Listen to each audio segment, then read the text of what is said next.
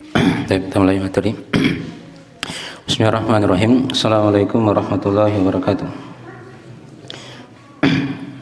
Innal hamdalillah nahmaduhu wa nasta'inuhu wa nastaghfiruh. Wa na'udzu billahi min syururi anfusina wa min sayyiati a'malina. May yahdihillahu fala mudilla lahu wa yudlil fala hadiya lahu. Asyhadu an la ilaha illallah wa la syarika lahu. Wa asyhadu anna Muhammadan abduhu wa rasuluh sallallahu alaihi wa alihi washabihi wa man tabi'ahum bi ihsan ila yaumiddin, amma ba'd. Fa inna asdaqal hadithi kitabullah wa khairal hadi Muhammadin sallallahu alaihi wasallam wa syarrul umuri muhdatsatuha fa inna kulla muhdatsatin bid'ah wa kulla bid'atin dhalalah wa kulla dhalalatin finnar.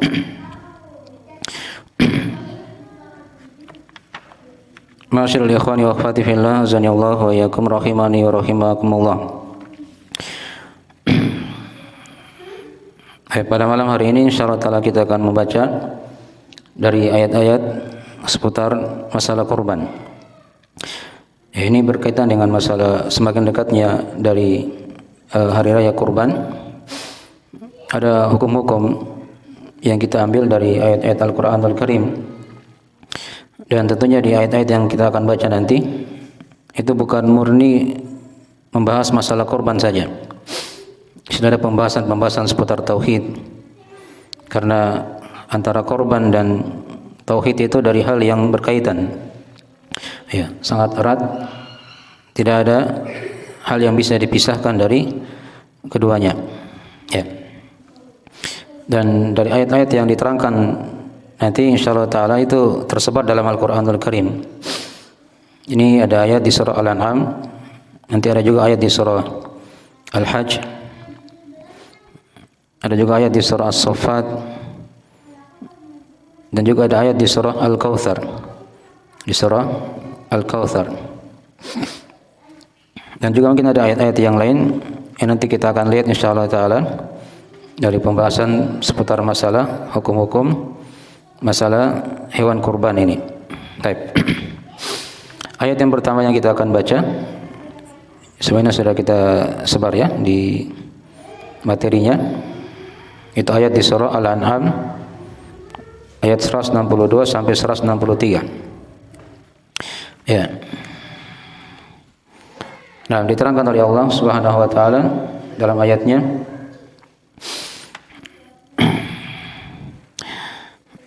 Qul inna salati wa nusuki wa mahyaya wa mamati lillahi rabbil alamin la syarika lahu wa bidzalika umirtu wa ana awwalul muslimin. Baik, di bawah sudah kita terjemah dari mana ayatnya ya. Qul inna salati wa nusuki wa mahyaya wa mamati lillahi rabbil alamin. Katakanlah wahai Muhammad, sungguhnya salatku ya, wa nusuki akan diterangkan nanti ya apa makna nusuk. Ini ada beberapa penafsiran di kalangan ulama. Hidup dan matiku hanya untuk Allah, Rabb semesta alam. La syarika lahu, tidak ada syarikat baginya. Wa bidzalika umirtu, dan demikianlah aku diperintah. Wa ana awwalul muslimin, dan aku adalah orang yang paling pertama ya menyerahkan diri kepada Allah, berislam. Baik, kita masuk di penjelasan dari kata per kata dari ayat. Diterangkan tadi di situ, Qul inna sholati, katakanlah wahai Muhammad. Jadi di sini Allah perintah nabinya untuk berkata kepada orang-orang kafir. Ya, Qul inna sholati, katakanlah sesungguhnya salatku. Baik, salat secara bahasa sudah dimaklumi ya. Dia bermakna doa dengan kebaikan. Adapun secara istilah salat itu adalah di situ kita bawakan di antara ayatnya yang menjelaskan bahwasanya salat secara bahasa bermakna doa. Itu ayat di surah At-Taubah ayat 103. Diterangkan oleh Allah Subhanahu wa taala ya. Dan khudh min amwalihim shadaqatan tutahhiruhum wa tuzakkihim biha wa shalli alaihim inna salataka sakanul lahum. Ya. Kata Allah, ambillah dari harta-harta mereka. Ini masalah zakat ya. Nah, sedekah sebuah zakat. Tutahhiruhum, yang akan mensucikan mereka dan membersihkan mereka. Wa tuzakkihim biha. Wa shalli alaihim. Itu di garis bawah situ ya. Kata wa shalli alaihim. Dan salatlah atas mereka. Maksudnya apa? Doakanlah ya untuk mereka begitu. Jadi salat bermakna apa? Doa. Inna salataka sakanul lahum. Sungguh salatmu itu maksudnya doamu itu merupakan ketenangan untuk mereka. Jelas ya? Baik. Ini secara bahasa ya. Jadi ini yang dipegang oleh kebanyakan ulama ahli bahasa. Misalnya salat itu merupakan secara bahasa di mana doa.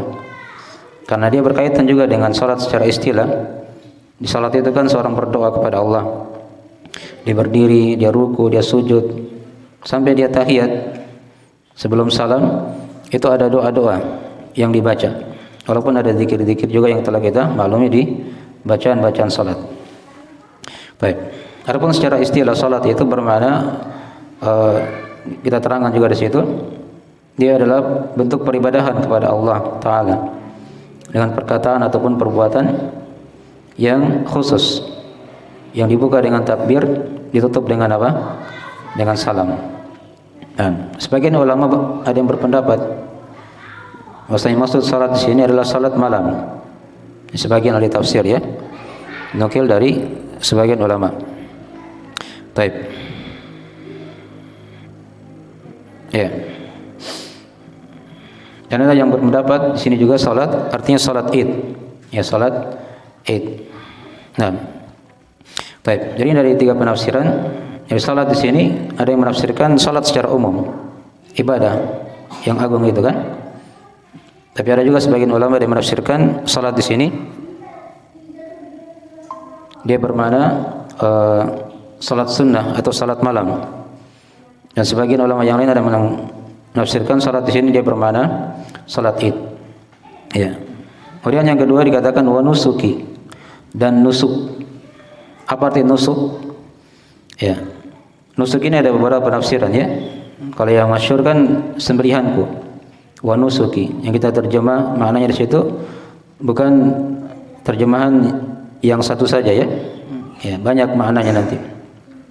Ya. Itu hanya satu di antara penafsiran. Jadi nusuk dia bermakna sembelihan. Sebagian ulama yang menafsirkan nusuk itu bermakna agama. Ya. Sungguhnya salatku dan agamaku, begitu ya. Dan sebagian lagi berpendapat nusuk di situ dia bermakna ibadah haji dan umrah.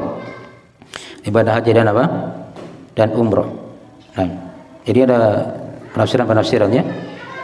Dan sebagian lagi ada yang mengatakan nusuk di sini adalah ibadah, ya, secara umum. Ya. Jadi salatku, sembelihanku. Jadi kalau dia ibadah secara umum, ini berarti bentuk atof yang khusus. Setelahnya apa? Diatofkan kepada yang umum, atau yang umum setelah yang khusus, begitu ya. Baik. Dan sebagian lagi ada yang berpendapat nusuk di situ dia bermakna ibadah haji, ibadah haji. Jadi dari penafsiran-penafsiran ya disimpulkan oleh para ulama. Ya, sembelihan ya bisa bermakna ibadah haji dan umrah, atau ibadah secara umum bisa bermakna agama tadi, dan bisa bermakna haji saja. Nah, bisa bermakna haji. Baik. Dan juga ada yang menafsirkan nusuk di sini bisa bermakna seluruh amalan kebaikan. Seluruh amalan apa? Kebaikan. Baik. Dan kemudian diterangkan di ayat setelahnya, di lafaznya wa mahyaya wa mamati. Ini saya kira jelas ya. Hidupku dan matiku. Nah, artinya apa yang aku amalkan selama hidup dan apa yang aku diwasiatkan oleh Allah setelah mati. Ya. Nah, dari balasan yang akan aku dapatkan. Ya, itu semuanya untuk Allah. Lillahi, untuk Allah. Jadi seluruh perkara tadi itu salat,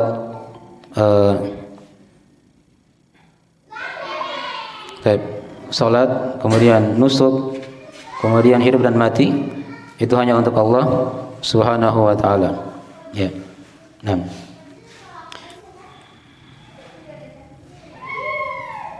Dan di situ kita terangkan dari mana nama Allah ya. Jadi Allah itu maknanya jelas sekali ya, sudah sering kita lewati. Dia adalah yang disembah, yang diibadahi. Ya. Oleh seluruh makhluk. Oleh seluruh makhluk tidak ada syarikat baginya. Terkandung dalam nama Allah itu dari sifat uluhiyah. Dan itulah yang merupakan sifat kesempurnaan. Sifat kesempurnaan untuk Allah Subhanahu wa taala, tidak ada kekurangan baginya. Kemudian dikatakan tadi di ayat ya, qul inna sholati wa nusuki wa mahyaya wa mamati lillahi rabbil alamin. Ya, lillahi rabbil alamin. Nah, situ ada kata lillahi rabbil alamin, sudah dari lillah ya. Kemudian rabb al-alamin. Nah, apa arti rabb? Rabb secara bahasa bermakna tuan atau yang ditaati. Ya, tuan yang ditaati atau raja. Ini secara bahasa ya.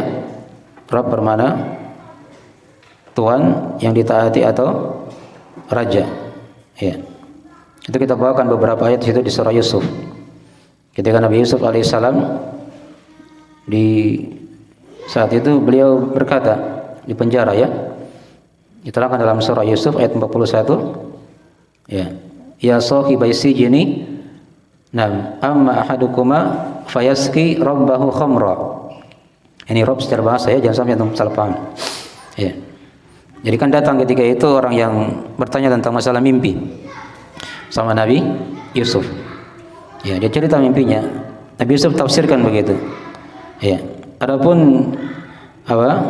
Yang pertama itu kata Nabi Yusuf, ya, fayaski rabbahu khamra. Maka dia akan memberi minum Rabbnya khamar. Ya. Jadi akan memberi minum khamar kepada apa? Rabbnya. Rabb sini bermakna apa? Bahasa ya, tuannya begitu. Ya. Fayaski rabbahu khamra. Ya. Itu ayat yang pertama. Ayat yang kedua, ketika Nabi Yusuf juga ingin berpisah dengan orang itu, maka dia ingatkan di ayat ke-42 di surah Yusuf juga. Ya, wa qala alladzi dhanna annahu najim minhuma udhkurni inda rabbik fa ansahu syaitanu dzikra rabbi. Dan Nabi Yusuf ketika itu berkata kepada orang yang akan selamat dari keduanya. Ya. Baik. Baik, ayat yang kedua kita bawakan situ dari contoh juga bermakna tuannya atau raja. Ya. Wa qala alladzi dhanna annahu najim minhum adhkurni 'inda rabbik. Dan Yusuf alaihissalam berkata kepada satu orang yang dia sangka akan selamat. Jadi kan nanti ditafsirkan itu di ayat, ada dua orang datang ya sama Nabi Yusuf. Nah, dia mimpi begini, satu orangnya cerita lagi, orang kedua mimpi begini. Nah, Nabi Yusuf tafsirkan, yang pertama itu dia akan selamat, yang kedua dia akan apa? Celaka. Nah, Nabi Yusuf berpesan di situ kepada yang telah ditafsirkan mimpinya dia akan selamat. Ya, maka dia berkata di situ, udkurni inda rabbik.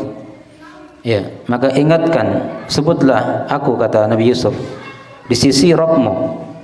Maksudnya di sisi apa? Di sisi Tuanmu. Ya. Fa ansahu syaitanu dzikra rabbi. Maka syaitan di situ membuat lupa orang itu dari mengingat Nabi Yusuf alaihissalam. Ya. Sehingga dia tinggal di penjara ketika itu bertahun-tahun. Ya. Jadi contoh-contoh ya beberapa ayat-ayat, sebagian ayat Rabb itu bermakna tuan atau raja, begitu ya. Baik. Adapun secara istilah Rabb, saya kira dimaklumi ya, dialah Allah Subhanahu wa taala. Nah, yang maha disembah, yang maha mencipta. Ya. Dan juga ada, kita bawakan juga di situ hadis ya, lupa tadi ya. Ada hadis riwayat Imam Muslim dari Abu Hurairah tentang mana Rabb juga ini secara bahasa ya. Di antara ciri hari kiamat kata Nabi sallallahu alaihi wasallam, antalidal amatu rabbataha. Ya, seorang budak dia melahirkan Rabbnya. Ya. Maksudnya Rabb itu apa? Dia melahirkan tuannya. Paham ya? Itu makna Rabb secara apa? Bahasa. Baik.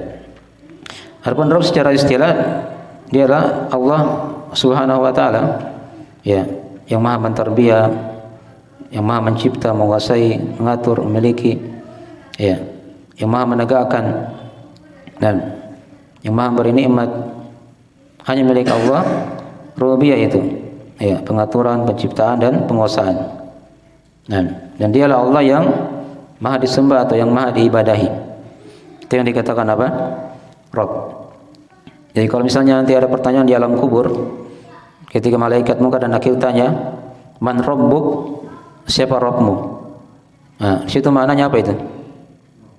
Hah? Rabb di situ. Ya.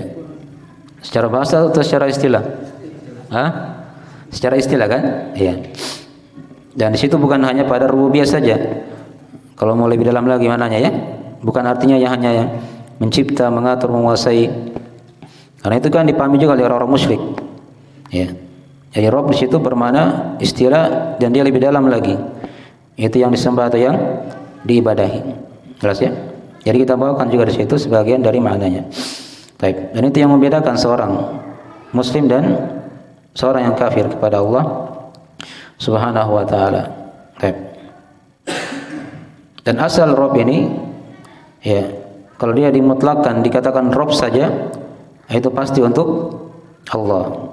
Ya. Dia tidak boleh untuk makhluk, kecuali kalau dia dimudhafkan, disandarkan kepada kata yang lain. Kayak tadi ya, dikatakan tadi inda rabbik, di sisi Rabbmu, di sisi Tuanmu, gitu kan? Ada juga orang Arab mengatakan Rabbu al-ibil, ya, Rabbnya ibil, maksudnya apa? Pemilik onta.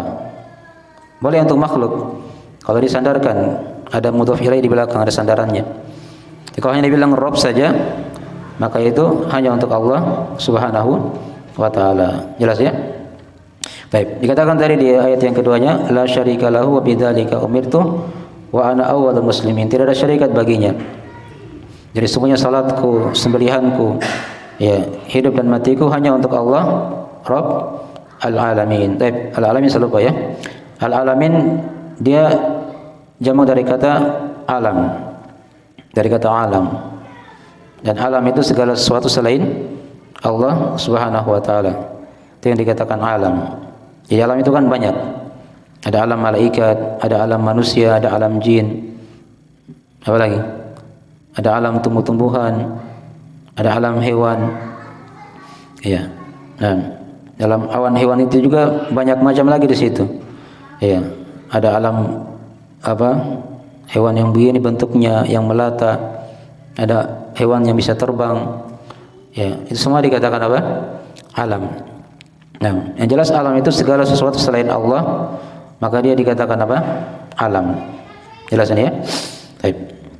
Jadi itu selesai sudah penafsiran ayat Qul inna salati wa nusuki wa mahyaya wa mamati lillahi rabbil alamin. Ayat yang kedua, la syarika lahu wa bidzalika umirtu wa ana awwalul muslimin. Ya. Tidak ada syarikat baginya, sekutu baginya. Ya, dalam ibadah ya. Sebagaimana tidak ada sekutu dalam penguasaan dan pengaturan alam semesta untuk Allah Subhanahu wa taala. Ya, kalau bahasa lainnya kadang sebagian ulama dia tafsirkan tidak ada syarikat dalam uluhiyahnya sebagaimana tidak ada syarikat dalam rububiyahnya. Nah, wa bidzalika umirtu, dan demikianlah aku diperintah. Ya, kata apa Allah kepada nabinya, berucap dari perkataan ini ya. Ya. Bukan hal yang diada-adakan. Jadi Nabi beliau tidak mengada-adakan agama ini. Jadi beliau hanya diperintah saja. Nah, diterangkan di ayat yang lain, beliau hanya pemberi apa? Penyampai saja. Iya. In ana illal balag. Iya. Baik. Dipahami ya? Nah. Baik.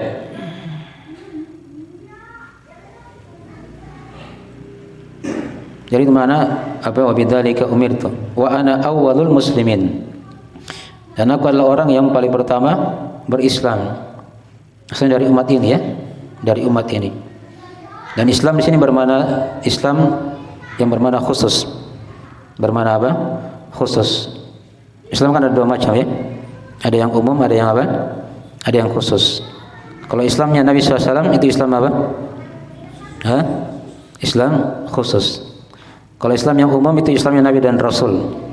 Ya, Islamnya Nabi dan Rasul seluruhnya. Itu kita bawakan situ beberapa ayat-ayat tentang sebagian Nabi dan Rasul yang mereka juga dikatakan oleh Allah berislam. Ya, yang pertama tentang kisah Nabi Nuh alaihissalam. Itu ada ayat di surah Yunus ya, ayat 72. Diterangkan oleh Allah Subhanahu wa taala. Ya. Wa qala alladziina dhanna, taib. Diterangkan di poin yang kelima di situ. Ya. Tentang kisah Nabi Yunus alaihissalam atau kisah Nabi Nuh alaihissalam. Nah, bawakan situ beberapa ayat-ayat contoh dari para nabi dan rasul yang mana mereka ini dari orang-orang yang diperintah oleh Allah untuk berislam juga. Ya.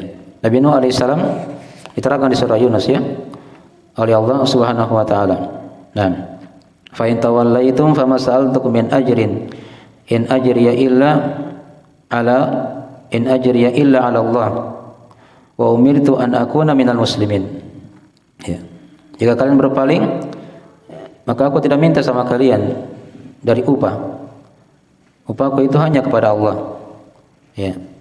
Wa umirtu an akuna minal muslimin. Dan aku diperintah agar menjadi orang-orang yang berislam. Jelas ya? Tapi itu Nabi Nuh alaihissalam. Nabi yang kedua Nabi Ibrahim alaihissalam. Ya, juga dikatakan sebagai muslim. Wa may yarghabu an millati Ibrahim illa man safiha nafsa. Wa laqad istafainahu fid dunya wa innahu fil akhirati laminas shalihin. Id qala lahu rabbuhu aslim qala aslamtu lillahi rabbil alamin. Qala aslamtu li rabbil alamin. Ya. Siapa saja yang benci kepada agama Nabi Ibrahim, ya, atau tidak ada yang benci pada agama Nabi Ibrahim kecuali orang yang memperbodohi dirinya. Ya. Walaqad istafainahu fid dunya. Dan sungguh kata Allah kami telah memilihnya di dunia. Wa innahu fil akhirati laminas shalihin. Dan sungguhnya beliau itu di akhirat dari orang-orang yang saleh. Id qala lahu rabbuhu aslim. Tatkala Rabbnya berkata kepadanya, berislamlah kamu. Qala aslamtu li rabbil alamin. Kata Nabi Ibrahim alaihissalam, aku berislam untuk Rabb al-alamin. Ya, Nabi Ibrahim juga dikatakan sebagai apa? Muslim. Jelas ya? Baik. Kemudian yang ketiga contoh Nabi Yakub. Nabi Yakub ini apanya Nabi Ibrahim? Nabi Yakub apanya Nabi Ibrahim?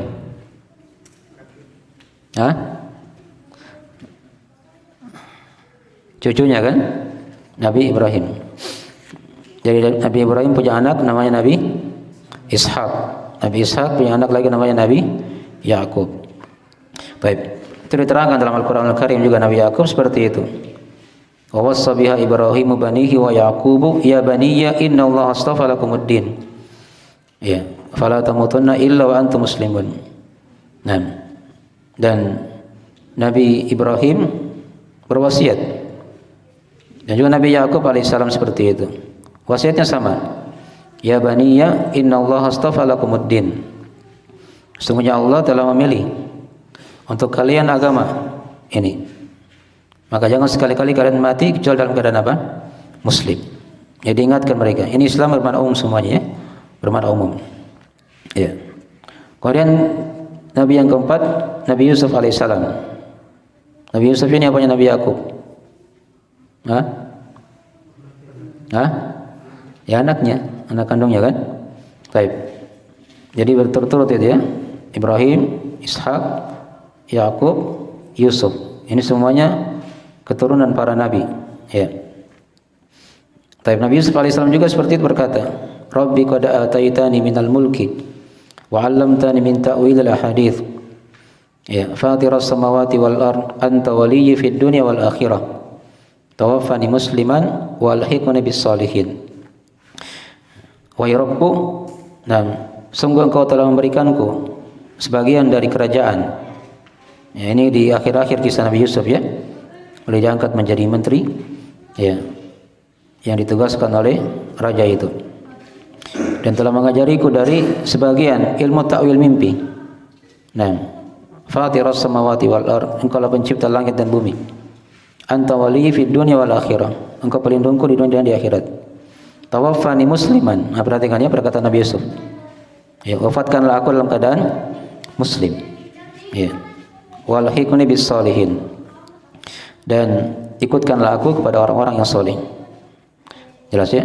Baik. Ini contoh-contoh Nabi dan Rasul ya, yang mana mereka dikatakan sebagai Muslim juga. Ya. Kemudian yang kelima tentang Nabi Musa alaihissalam. Ya, juga seperti itu. Ya. Kalau diterangkan di situ, Nabi Musa alaihissalam juga seperti itu ketika berkata kepada kaumnya. Nah, wa qala Musa ya qaumi in kuntum amantum billah fa'alaihi tawakkalu in kuntum muslimin. Berkata Musa alaihissalam, wahai kaumku, jika kalian beriman kepada Allah, maka hendaknya hanya kepadanya engkau bertawakal. Kalian bertawakal begitu ya. In kuntum muslimin, jika kalian muslim. Dan Nabi Musa alaihissalam juga memerintah kaumnya untuk menjadi muslim. Tapi ini Islam bermakna umum. Ya. Para nabi dan rasul dari Bani Israel diterangkan oleh Allah. Setelahnya ya.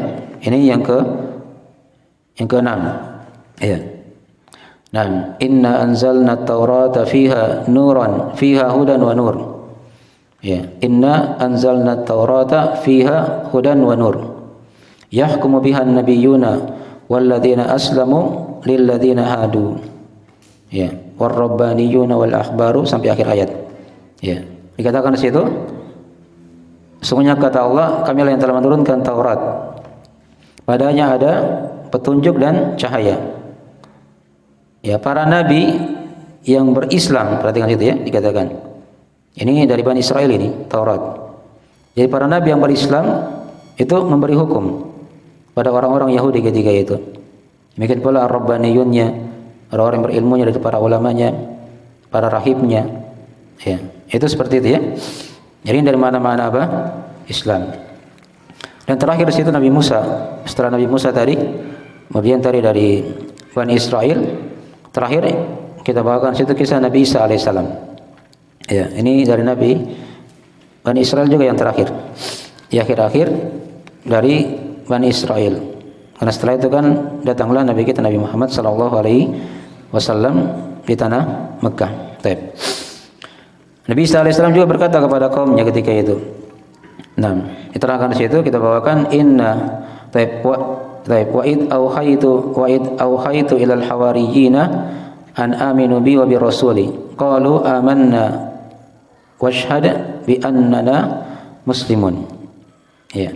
Kata Allah, dan tatkala kami wahyukan kepada al-hawariyin. Ini hawariyin dari kaum Nabi Isa alaihissalam. Ya. Yang taat kepada Allah dan mengikuti beliau sallallahu alaihi wasallam atau mengikuti beliau alaihi salam.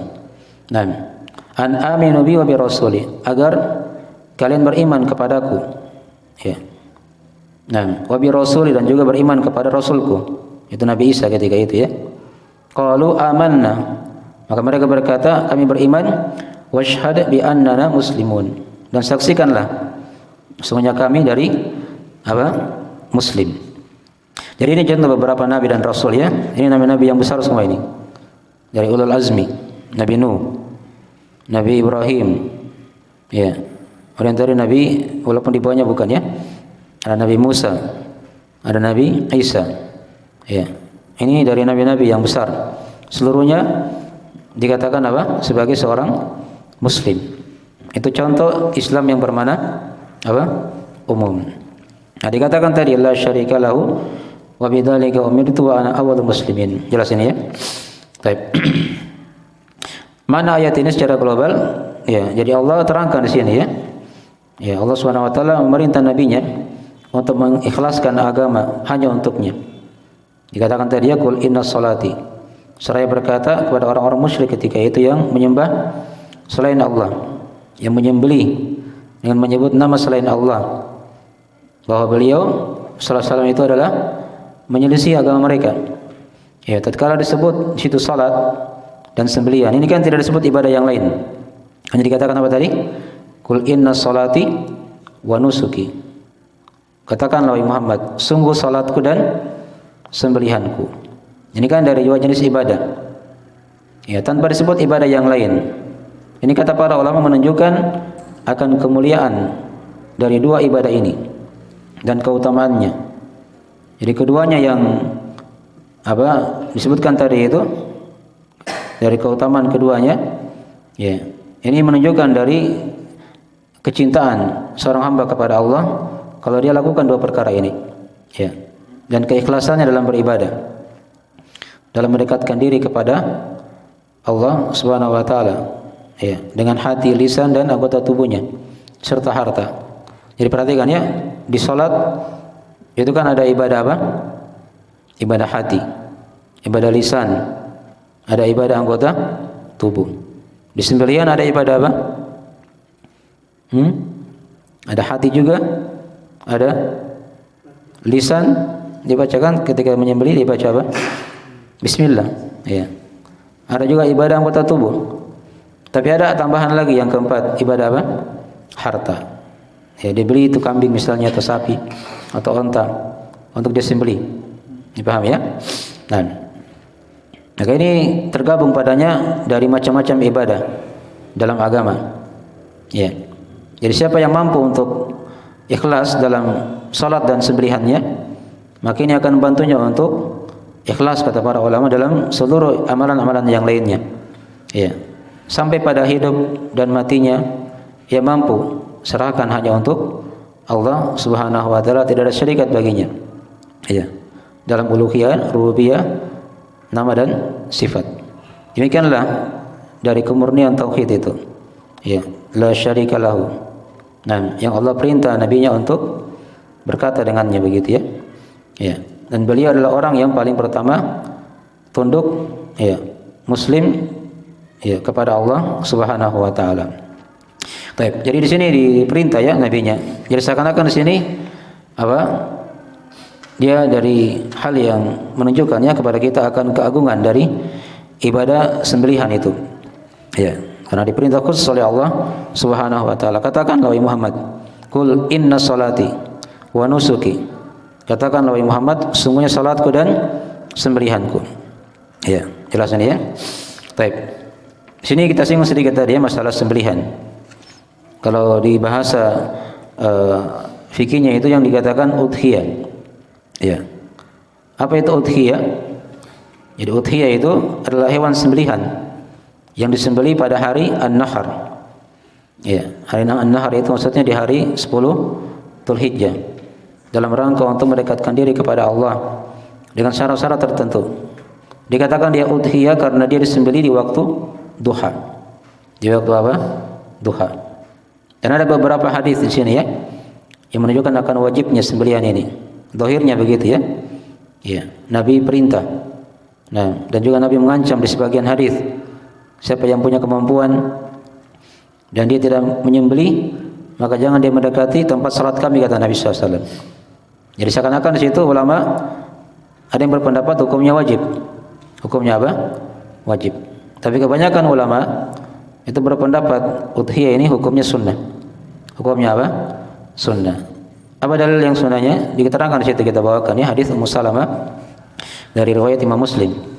Ya, di situ kata Nabi sallallahu alaihi wasallam, "Idza dakhalatil asyru wa arada ahadukum ayyudhi fala yamassa min sya'rihi wa basyarihi syai'a."